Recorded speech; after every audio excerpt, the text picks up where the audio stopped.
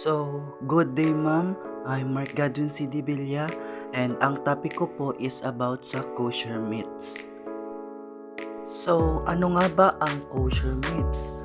Ang kosher o tinatawag ding literally ritually acceptable is ito ay ang pagpatay sa isang hayop base ang pagpatay sa religious guidelines. At may apat tayong proseso ng pagpatay pagkatay sa mga hayop. At una na dito ang ischita or the slaughter.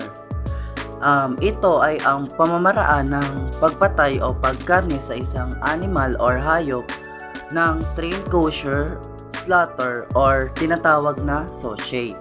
At ang mga bituka at ang puso ng isang hayop ay kinakat ng matalim na kutsilyo. At sa pamamaraang ito, hindi gaanong nasasaktan ang isang animal kapag kinakatay na siya. Number 2 is ang bidika. Ang bidika naman is ito ay ang mga pag-inspection sa mga internal organs kagaya nga ng bituka, yung lungs, heart, ganon, ng isang hayop. At ang pinakang ine-inspection dito ay yung unang sinabi ko na nga na lungs. Kasi importante sa kosher meats ang lungs. Pangatlo naman is ang glatt kosher.